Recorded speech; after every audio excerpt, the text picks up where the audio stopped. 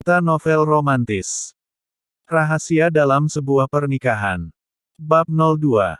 Demi sang ibu. Sampai di rumah sakit senyum Ghazali masih bertahan.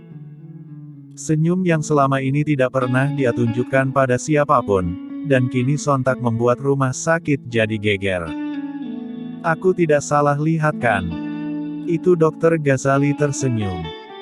Tanya seorang perawat dengan terus mengucek-ucek matanya sendiri, takut jika salah lihat. Beberapa perawat berkumpul di depan IGD dan memperhatikan Dokter Ghazali yang masuk. Tidak. Oh ya ampun, Dokter Ghazali benar-benar tersenyum. Pekik yang lainnya, memekik dengan suara tertahan agar tidak membuat keributan. Sepertinya ini hari yang baik untuknya, balas yang lain. Jadi gemas sendiri saat melihat Dokter Ghazali tersenyum, karena dia pun makin terpana melihatnya. Seperti terbang ke awan melihat senyum menawan itu. Bukankah tadi pagi dia sudah datang ke rumah sakit? Lalu pergi lagi dan sekarang kembali lagi. Siapa yang dia temui? Tanya yang lain. Banyak sekali pertanyaan yang isinya hanya menduga-duga. Namun terlepas dari itu semua, senyum Dokter Ghazali sontak jadi pembicara semua orang. Beberapa perawat iseng bahkan mengambil foto dokter tampan tersebut. Dan dijadikan wallpaper secara diam-diam. Apa yang kalian lakukan? Tanya Dokter Gracia dengan suaranya yang dingin. Para perawat sontak terkejut dan langsung memasang posisi siap. Kembali ke tugas kalian masing-masing. Baik dok, jawab semua perawat dan kemudian menunduk lalu pergi dari sana. Sementara Gracia sesaat melihat Ghazali di ujung sana, sebelum akhirnya memutuskan untuk menghampiri. Demi bisa bersama, Gracia jadi mempercepat langkahnya. Dokter Ghazali. Panggil Gracia, bertepatan pula dengan dia yang berjalan di samping dokter tampan tersebut. Sepertinya hari ini Anda bahagia sekali, tanya Gracia, dia pun tersenyum dan menatap Ghazali. Mereka terus berjalan tidak menghentikan langkah. Hari ini sangat cerah. Balas Ghazali, namun seketika itu juga dia kembali memasang wajahnya yang datar. Ucapan Gracia membuatnya sadar bahwa dia telah kehilangan kendali atas dirinya sendiri. Gara-gara terus terbayang kelakuan Melsi membuatnya merasa lucu sendiri, sampai lupa jika saat ini dia sudah berada di rumah sakit. Di tempatnya bekerja yang mengharuskan dia untuk bersikap profesional. Gracia adalah adik kelas Ghazali saat masa kuliah. Setelah lulus Gracia mengikuti ujian untuk masuk ke rumah sakit ini dan akhirnya diterima, menyandang dokter bedah sama seperti Ghazali.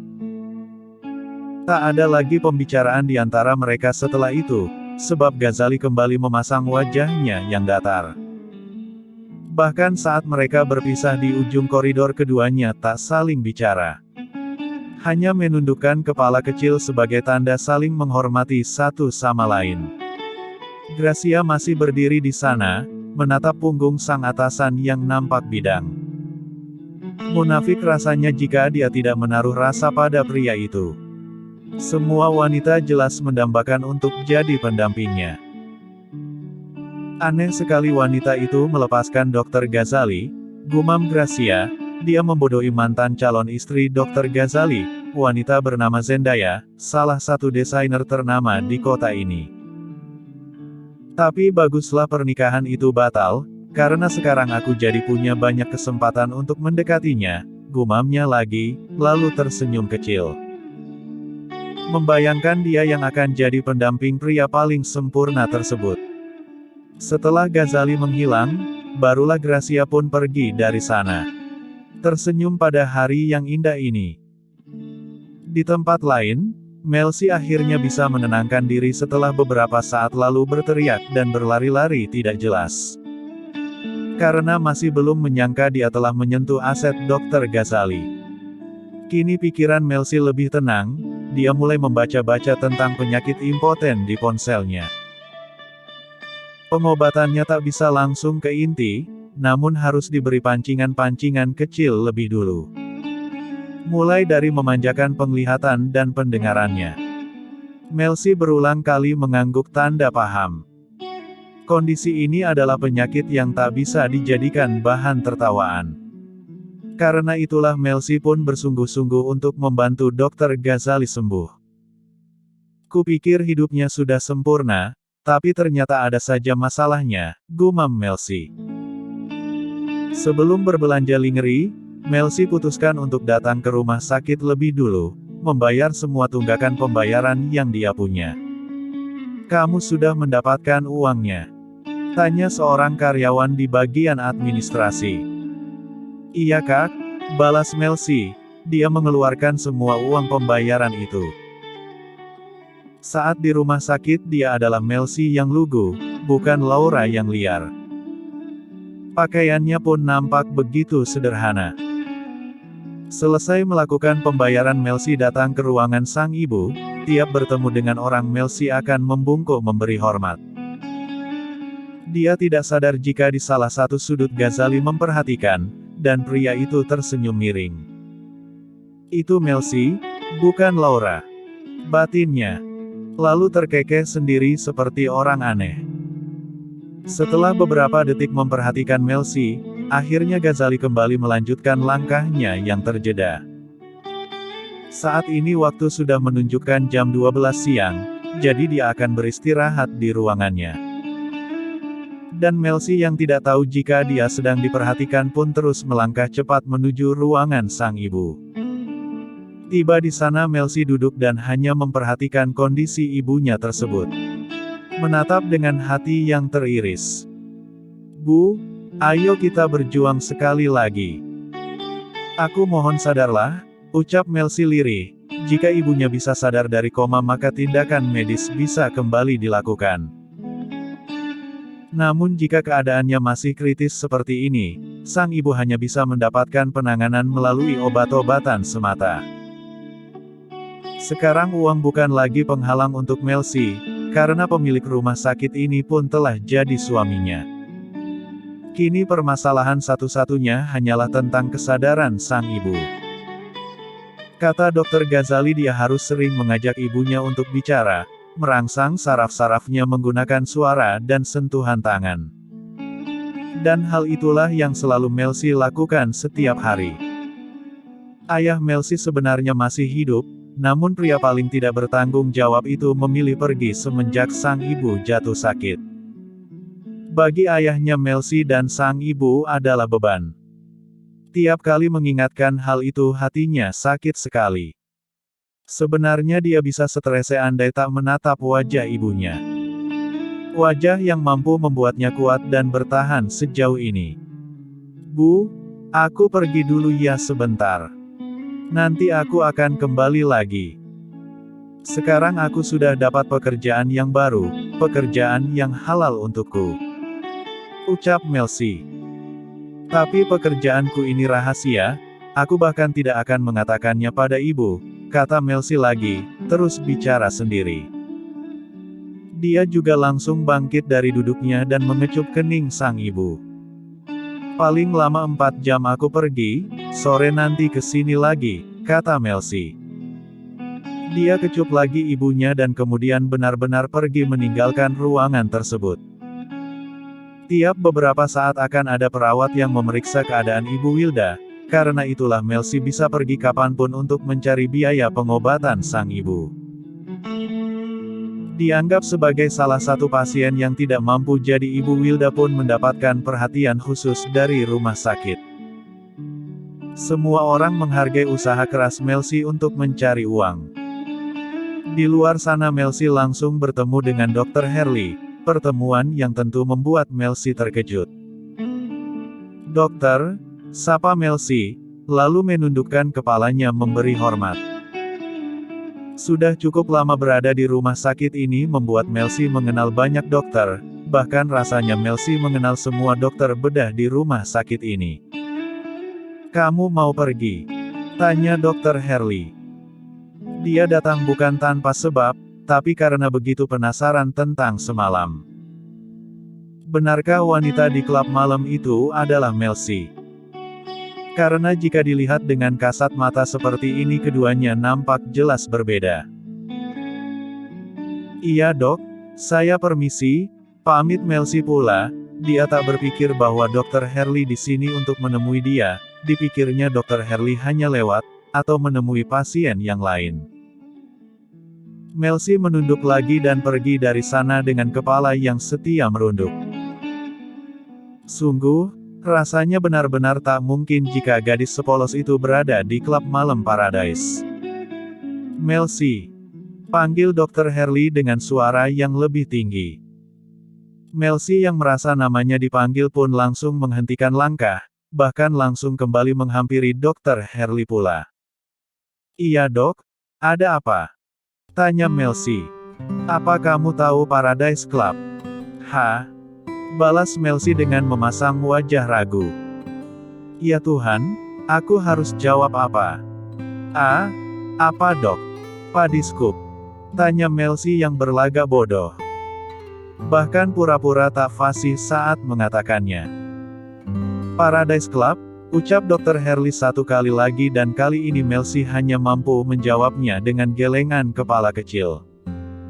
Astaga, apa yang aku lakukan?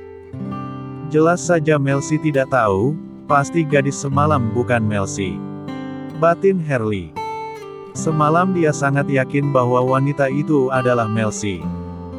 Namun sekarang saat melihat tingkah dan penampilan Melcy dia jadi ragu sendiri. Padahal semalam wanita itu cukup menarik perhatiannya, bisa dia jadikan hiburan untuk menemani malamnya. Tapi kini angan-angannya mendadak buyar, sebab Melcy bukanlah wanita malam itu. Melcy hanyalah gadis miskin yang sedang bekerja keras untuk membiayai pengobatan ibunya. Melcy tak mungkin punya waktu untuk pergi ke Paradise Club. Ya sudah sana pergilah, kata Dr. Hurley kemudian dan Melcy langsung membuang nafasnya lega. Baik, dok, jawab Melcy patuh. Kini dia menunduk kepala semakin dalam. Lalu mengambil beberapa langkah mundur dan segera pergi dari sana. Ya Tuhan, bagaimana bisa banyak sekali orang yang tahu bahwa aku di klub malam itu? Rutuk Melcy di dalam hatinya. Dia melangkah cepat untuk menghindari Dr. Hurley memanggilnya lagi, namun ketika tiba di persimpangan lengannya malah ditarik oleh seseorang dengan cukup kuat. Ingin berteriak namun urung sebab mulutnya langsung dibekap. Dr. Ghazali menariknya ke sudut ruangan yang begitu sepi. Melcy bahkan tidak pernah tahu jika ada tempat seperti ini rumah sakit. Karena Dr. Ghazali yang menariknya, Melcy pun bisa dengan cepat jadi tenang. Apa yang Hurley katakan padamu? Tanya Ghazali, dia bicara dengan suara pelan agar tidak menarik perhatian orang. Apalagi saat ini masuk di jam istirahat, bahkan para perawat banyak yang lalu lalang. Melcy berjinjit untuk menjawab pertanyaan itu, ingin bisik-bisik tepat di telinga sang dokter. Beliau menanyakan apakah aku tahu Paradise Club, bisik Melcy. Lalu kamu jawab apa? Tanya Ghazali, dia jadi ikut berbisik-bisik dan bicara di telinga Melcy. Suaranya yang hangat membuat jiwa Melcy bangkit, dia geli dan merasa sesuatu. Aku pura-pura tidak tahu, jawab Melcy. Di sudut ruangan itu mereka malah saling berbisik mesra. Bagus. Ingat untuk merahasiakan tentang pernikahan kita. Iya dok. Kamu akan pergi kemana setelah ini? Beli lingerie. Pergilah. Aku dulu atau dokter yang keluar? Keluarlah lebih dulu. Tapi aku takut, balas Melcy, malah manja. Padahal dia adalah wanita paling berani di dunia ini. Kalau begitu aku yang akan lebih dulu keluar, putus Ghazali. Sembunyi-sembunyi seperti ini membuat jantungnya sedikit berdegup, ada rasa yang tak bisa dia ungkapkan dengan kata-kata. Hal aneh seperti ini hanya bisa dia lakukan dengan Melcy. Tak mungkin dia bisa melakukannya dengan wanita yang sederajat dengannya. Apalagi jika fakta kelemahannya terbongkar, orang-orang justru akan menggunakan kelemahan itu untuk menyerang pribadinya, menyerang karirnya di rumah sakit ini. Ghazali hendak melangkah pergi dari sana, tapi Melsi lagi-lagi menahan lengannya dengan cepat. Dia kembali berjinjit dan berbisik. Aku tadi sempat mencari informasi tentang impoten di ponselku. Aku akan benar-benar membantu dokter untuk sembuh, bisik Melsi. Tapi nanti jika sembuh, aku yang pertama mencobanya ya? Tanya Melsi lagi. Setelah bicara tanpa dosa, Melsi justru tersenyum lebar hingga menampakkan deretan giginya yang rapi, senyum yang seolah bisa menular pada siapapun yang melihatnya. Dengan nakal Melsi pun kembali memberanikan diri untuk membelai celana bagian bawah sang dokter, lalu mendorong pria itu untuk segera keluar dari tempat persembunyian mereka ini. "Hilly, aku geli sendiri," gumam Melsi setelah dia hanya sendirian. Rasa lembut milik Dr. Ghazali justru membuatnya candu. Sementara Ghazali di luar sana hanya bisa memasang wajahnya yang datar. Usianya sudah tidak muda lagi, tapi bagaimana bisa dia melakukan hal-hal aneh seperti ini? Seketika Ghazali teringat jika selama ini dia selalu menertawakan kisah cinta kakek dan neneknya, yang selalu bersembunyi-sembunyi di rumah sakit, kakek Alamsyah Dude dan nenek Ana. Seperti terkena karma, kini dia pun mengalaminya juga. "Apa yang kamu lakukan di sini?" tanya Herli. Setelah bicara dengan Melsi, dia pun hendak kembali ke ruangannya, tapi malah bertemu dengan Ghazali di sini. Tadi Ghazali juga hendak menuju ke ruangannya, namun justru melihat Herli yang berjalan ke arah ruangan Ibu Wilda, itulah sebabnya kini dia pun di sini. "Tidak ada apa-apa, ayo," ajak Ghazali dengan wajahnya yang datar. Dia pun mulai melangkah dan Herli mengikuti. Lama-lama Ghazali jadi seperti Melsi yang pandai bersandiwara. Melsi yang sempat mendengar pembicaraan itu pun pilih untuk berdiam diri dulu, memutuskan untuk pergi setelah 5 menit kemudian. Sepertinya wanita tadi malam itu bukan Melsi, mereka terlihat sangat jauh berbeda, ucap Herli di antara langkah yang mereka ambil. "Kamu masih memikirkan tentang wanita itu?" "Aku bahkan sudah melupakannya," balas Ghazali dengan suaranya yang khas, terdengar begitu dingin. Namun berteman sudah cukup lama membuat Herli sudah sangat menghafal sikap sahabatnya itu, jadi dia tak pernah ambil pusing. "Sebenarnya aku penasaran padamu, apa kamu tidak tertarik dengan wanita?" tanya Herli. Dia memeluk pundak Ghazali saat mengajukan pertanyaan tersebut. "Tertarik? Hanya saja belum ada yang menarik di mataku," balas Ghazali. "Cobalah untuk buka hatimu Ghazali, Zendaya sudah bahagia dengan suaminya. Berhentilah menyebut nama wanita itu, namanya membuatku mual." Herli terdiam, juga melepaskan pelukannya di pundak Ghazali. Dia memang tidak tahu apa penyebab rencana pernikahan keduanya berakhir, tapi sepertinya hal itu menimbulkan trauma tersendiri bagi Ghazali. "Maaf, tak seharusnya aku terlalu ikut campur," kata Harry.